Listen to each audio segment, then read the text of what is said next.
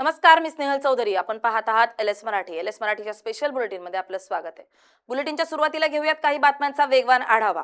सरकार चर्चेस तयार असल्याचा अमित शहांचा दावा. तर चर्चा करायची की गोंधळ याचा निर्णय विरोधकांनी घ्यावा. अमित शहा यांचा विरोधकांवर निशाणा. राहुल गांधी यांचा अमित शहांवर जोरदार निशाणा. अमित शहा फक्त लेक्चर देतात तर पॅलेट गन चालवण्याचे आदेश कोणी दिले? राहुल गांधींचा अमित शहांना सवाल. राज्याच्या मुख्यमंत्र्यांना जर एखाद्या पक्षाचा नेता भेटत असेल तर यात चुकीचं काही नाही. खड्ड्यांच्या मुद्द्यावर ही भेट असेल, यात राजकीय काय? राज ठाकरे आणि मुख्यमंत्र्यांच्या भेटीवर संजय राऊतांची प्रतिक्रिया. अंबरनाथमध्ये मनसे आणि भाजप कार्यकर्त्यांमध्ये जोरदार राडा. मालमत्तेच्या ताब्यावरून वाद तर भाजप कार्यकर्त्यांना मारहाण. शिर्केंच्या गाडीची तोडफोड करत पोलीस ठाण्याबाहेरही राडा. जळगावमध्ये जन्मदात्या बापाची निर्गुण हत्या. आईनं आवळला गळा. मुलानं डोक्यात सायकलचा पंप मारला. दारू पिऊन त्रास देत असल्याच्या कारणावरून आधी सुरू होते वाद. गडचिरोलीतील जपतलाईच्या आश्रम शाळेत सर्पदंश प्रकरणी तिघांवर गुन्हा दाखल. शाळेची मान्यताही रद्द करण्याचा मुख्यमंत्र्यांचा आदेश. या पाहिल्या काही वेगवान हेडलाईन्स. आता पाहूयात सविस्तर बातम्या. बातमी पहिली. शक्तीपीठ विरोधात मुख्यमंत्र्यांशी चर्चा होत नाहीये. राजू शेट्टींचं म्हणणं आहे, आमची भूमिका चुकीची असेल तर आम्हाला पटवून द्या. माझा न्यायालयीन व्यवस्थेवर विश्वास नाही. शक्तीपीठ महामार्गामुळे शेतीचे तुकडे होण्याचा धोका आहे असं जयंत पाटील म्हणतात.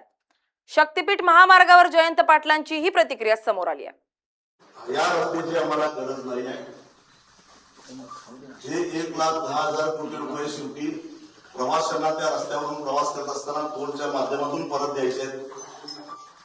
आधीच महाराष्ट्रावर प्रचंड कर्ज असताना 1,10,000 कोटी कर्जाची गरज नाही आणि म्हणून हा रस्ता रद्द करावा.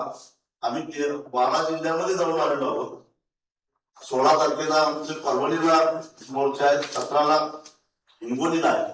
सगळीकडे शेतकऱ्यांचा विरोध आहे आणि म्हणून सांगली जिल्ह्यातल्या शक्तीपीठ बाधित, त्याचबरोबर शक्तीपीठ महामार्गामुळं संभाव्य पूर बाधित या सगळ्या शेतकऱ्यांना घेऊन आम्ही 21 ऑगस्टला क्रांतिसिंह नाना पाटील यांच्या पुतळ्यापासून जिल्हाधिकारी कार्यालयावर सकाळी 11 वाजता एक प्रचंड मोठा मोर्चा काढणार आहोत. पुढची बातमी आहे नाशिकमधून. नाशिकच्या खड्ड्यांवरून ठाकरेंच्या शिवसेनेचा सरकारवर निशाणा आहे. नाशिकमध्ये खड्ड्यांचं साम्राज्य आहे. दत्ता गायकवाडांची टीका. आदित्य ठाकरे नाशिकमध्ये खड्ड्यांची पाहणी करणार. गायकवाडांचं वक्तव्य. खड्ड्यांच्या प्रश्नांवर संजय राऊतांच्या उपस्थितीत मोर्चाचं नियोजन करण्यात आलंय. नाशिक शहरातील खड्डे आणि रस्त्यांच्या दुरवस्थेवरून ठाकरेंच्या शिवसेनेनं सरकारवर निशाणा साधलाय. शहरातील परिस्थिती गंभीर असून 6 जणांचा मृत्यू झाल्याचा दावा पक्षाचे पदाधिकारी दत्ता गायकवाड यांनी केलाय. दरम्यान आदित्य ठाकरे नाशिकमध्ये खड्ड्यांची पाहणी करणार असून नगरसेवकांशी चर्चा करून महापालिकेतही सूचना देणार असल्याची माहिती गायकवाड यांनी दिली आहे. तसेच संजय राऊत यांच्या उपस्थितीत मोर्चाचं नियोजन सुरू असल्याचंही त्यांनी सांगितलंय. एक काळ अशा घोषणा व्हायची, खड्डेमुक्त नाशिक करू. हे नाशिक आदरणीय मुख्यमंत्र्यांनी दत्तक घेतलं होतं.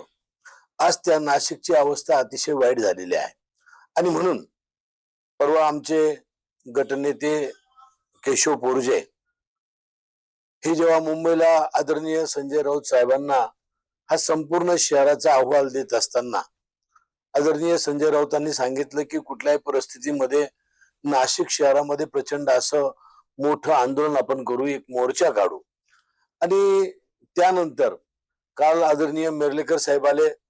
नाशिक शहरातले सर्व नगरसेवक, सगळे पदाधिकारी आम्ही सर्व एकत्र बसलो आणि त्या ठिकाणी 17 तारखेचा मोर्चा हा आपण तर काढणार आहोत, परंतु याच्यामध्ये सर्वसामान्य लोक देखील सहभागी झाले पाहिजे या दृष्टिकोनातून त्याचं नियोजन आता चालू. वळूयात पुढच्या बातमीकडे. पुढची बातमी आहे वाशीतून. वाशीत भाजपची भव्य तिरंगा रॅली निघाली आहे. हजारो नागरिकांचा त्याच्यात सहभाग होता. भारत माता की जय, वंदे मातरमच्या घोषणांनी वाशीत दुमदुमून निघालाय. तिरंगा रॅलीत संजीव नाईक यांची उपस्थिती होती. संदीप नायकांची देखील उपस्थिती होती. युवकांमध्ये राष्ट्रप्रेमाची भावना रुजवण्याचा तिरंगा रॅलीचा उद्देश होता.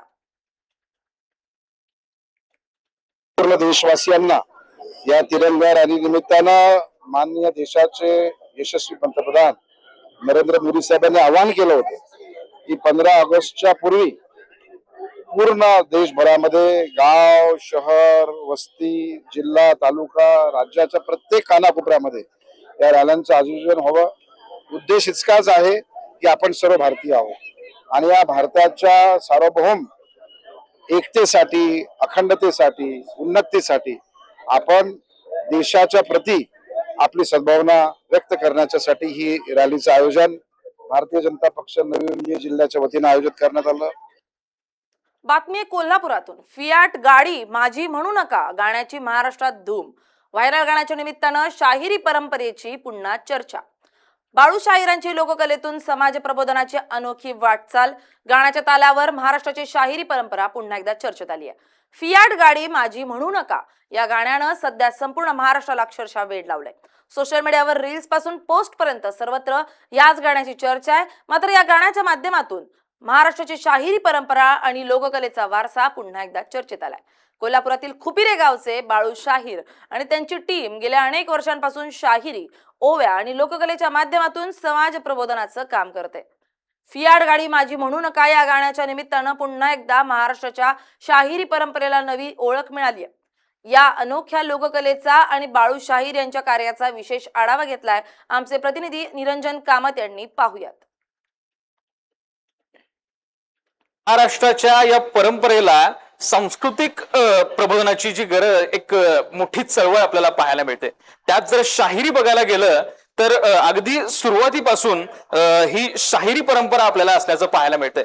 त्यामध्येच आता अखंड महाराष्ट्राला ज्या तरुणाईला जे वेड लावलेलं आहे ती म्हणजे फियाट गाडी माझी म्हणू का. हे जे गीत ज्यांनी गायलंय ते आपल्या सोबत आहेत. ते म्हणजे आपले बाळू शाहीर आणि त्यांची जी टीम आहे ती आता आपण टीम एकंदरीत आपण पाहू शकतो या LS मराठीच्या माध्यमातून. एकंदरीत जर आपण बघू शकतोय फियाट गाडी माझी म्हणू का या गाण्यानं आजच्या तरुणाईचं जे लक्ष आहे ते संपूर्ण वेधून घेतलेलं आपल्याला पाहायला मिळतंय.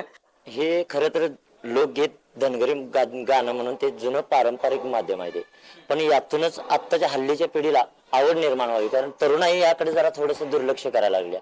पण या तरुणाईला सुद्धा या धनगरी गाण्याची ओढ लागावी या उद्देशानं आम्ही या पारंपरिकतेलाच आधुनिकतेची जोड देऊन एक नाविन्यपूर्ण नवीन नवीन गीतांच्या चाली लावून नवीन काहीतरी देण्याचा आम्ही यातनं प्रयत्न करतो आणि तेच यातून ते व्हायरल झालेला व्हिडिओ होता.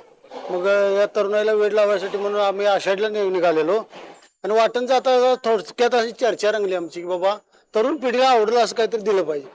जग करते म्हणून आपण करायचं काहीतरी वेगळे पण आपल्यात असावं तर ती जनतेला पटते. जे करते तीच करते म्हणजे हे काय कायम बघतोय आम्ही, यात काय बघायचं असं होतं. मी वेगळे पण काहीतरी पाहिजे म्हणून आम्ही फॅट गाडीची रचना केली आणि ती आमच्या मनी देणी पण नव्हतं की बाबा असा जल्लोष होईल किंवा सगळं जग याला वेड होईल असं. बाळूमा त्यात साक्षात अवतार घेऊन त्याचा जल्लोष झाला आणि मग आम्ही ते गाणं सादर केलं. दोन्ही जो युगाचा जो ताळतंत्र आहे तो बाळगत आजच्या तरुणाईनं शाहिरी जरी जोपासली किंवा त्यांच्या माध्यमातून प्रबोधन जरी केलं तरी ते आता जोपासणं आपल्याला गरजेचं आहे. अशा पद्धतीची यांची जी प्रतिक्रिया होती ती आता आपण पाहिलीत. LS मराठीसाठी मी निरंजन. पुढची बातमी आहे गडचिरोलीतून. लाखोंच्या घंटागाड्या वापराविना धूळ खात नागेपल्ली तिथे पडल्यात. कचरा संकलनासाठीच्या घंटागाड्यांभोवती पाणी साचलंय. नागेपल्लीत लाखोंच्या घंटागाड्यांचा वापर का नाही असा प्रश्न आता उपस्थित होतोय. घंटागाड्या पडून स्वच्छतेच्या उद्देशालाच हरताळ बसतीये. गडचिरोलीच्या अहेरी तालुक्यातील नागेपल्ली ग्रामपंचायत कार्यालय परिसरात कचरा संकलनासाठी खरेदी केलेल्या अनेक घंटागाड्या वापराविना धूळ खात पडल्याचं समोर आलंय. काही गाड्यांच्या परिसरात पावसाचं पाणी साचल्यानं डासांची उत्पत्ती होण्याची शक्यताही निर्माण झाली आहे.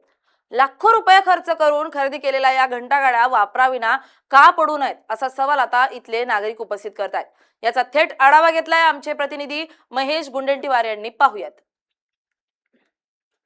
तालुक्यातील नागेपल्ली ग्रामपंचायत कार्यालयासमोर आहे. आपण माझ्या पाठीमागे बघू शकता सुसज्ज इमारत आहे नागेपल्ली ग्रामपंचायत. या ग्रामपंचायत अंतर्गत जवळपास 6 ते 7 गावांचा समावेश आहे. या ग्रामपंचायतीसाठी आता राज्य असो केंद्र सरकारकडून थेट निधी मिळते. मात्र निधीचा कसा दुरुपयोग केला जात आहे तुम्हाला मी दाखवणार आहे. आपण या ठिकाणी बघू शकता गावातील कचरा साफ करण्यासाठी घंटागाडी खरेदी करण्यात आली आहे. विशेष म्हणजे लाखो रुपये खर्च करून असे वाहन खरेदी केली जातात. मात्र या वाहनांचा उपयोग केला जात नाही. पडीत असल्यामुळे या वाहनांची पूर्णपणे वाट लागली. आपण या ठिकाणी बघू शकता स्वच्छ भारत मिशन, ग्रामपंचायत नागेपल्ली, पंचायत समिती अहेरी, जिल्हा गडचिरोली, एकंदरीत एकच वाहन नसून अनेक वाहने या ठिकाणी दूर खात आहे. अक्षरशः पूर्णपणे खराब झाली आहे. मात्र या वाहनांचा कुठेतरी वापर झाला असता तर आज नागरिकांना देखील या ठिकाणी कुठेतरी फायदा झाला असता. आपण या ठिकाणी बघू शकता सुका कचरा, ओला कचरा याचा विल्हेवाट लावण्यासाठी या वाहनांची मोठ्या प्रमाणात खरेदी करण्यात आली आहे. मात्र याचा वापर होत नसल्याने अक्षरशः या ठिकाणी वाहने पूर्णपणे खराब झाली आहे आणि या ग्रामपंचायत निधीचा कुठेतरी गैरवापर झालेला आहे. विशेष म्हणजे लाखो रुपयांच्या निधीचा वापर करून हे वाहने खरेदी करण्यात आले आहे. मात्र याचा वापर नसल्याने अक्षरशः हे दूर खात आहेत आणि खराब झाले आहे. महेश गुंडेटीवार, LS मराठी, नागेपल्ली. या आपण पाहिल्या काही सविस्तर बातम्या. आता पाहूयात वेगवान घडामोडी. पुण्यातील अप्पर इंदिरानगर भागात असणारा मुख्य रस्ता बेहाल, रस्त्याच्या मुख्य भागात पडला 3 फुटाचा खड्डा, नागरिकांकडून प्रशासनाचा निषेध. मालेगावमध्ये मोहपाडा येथील वनदाव्यांच्या चौकशीसाठी तिसऱ्या दिवशी उपोषण सुरू. लेखी आश्वासन मिळेपर्यंत उपोषण सुरू ठेवण्याचा मोहपाडा ग्रामस्थांचा निर्धार. बीडमध्ये भाजपाच्या तिरंगा रॅलीनं जागवलं देशप्रेम. स्वातंत्र्य दिनानिमित्त हर घर तिरंगा अभियान, हजारो शालेय विद्यार्थ्यांसह जेनझीचा सहभाग. पुणे मुंबई कनेक्टिंग लिंक वरील वाहतूक आज 3 तास बंद राहणार. लोणावळा घाट मार्गे मुंबईच्या दिशेनं वाहतूक करण्याचे वाहतूक पोलिसांचे आवाहन. गोंदियात लाचखोर वनपालासह 2 वनरक्षक एसीबीच्या जाळ्यात. 20,000ची लाच घेताना रंगे हात पकडलं. वन विभागातील भ्रष्टाचाराचा उघड. यवतमाळमधील हत्येच्या तपासणीसाठी सांडवा जंगलात पाठवण्यात आली 7 पथकं. अज्ञात आरोपींनी महिलेचा गळा आवळून डोक्यावर दगडानं वार करून केली होती निर्घृण हत्या. पालघरमधील डहाणू तालुक्यातील म्हसाड गावात अजगर आढळून आल्यानं नागरिकांमध्ये भीतीचं वातावरण. सर्पमित्राच्या मदतीस अजगरास नैसर्गिक अधिवासात सोडण्यात आलं. धाराशिव शहरात कोर्टासमोर अनधिकृत ट्रॅव्हल्स पॉइंट, वाहतुकीला अडथळा, अनधिकृत पार्किंगवर तातडीनं कारवाई करण्याची मागणी. नांदेडमधील कंधारच्या ग्रामीण रुग्णालयात उंदराचा सुळसुळाट. रुग्णालयातील स्वच्छता आणि आरोग्य व्यवस्थेवर प्रश्नचिन्ह निर्माण. या होत्या आत्ताच्या घडीच्या काही महत्त्वाच्या घडामोडी. पाहत रहा LS मराठी, सत्याची नवी दिशा.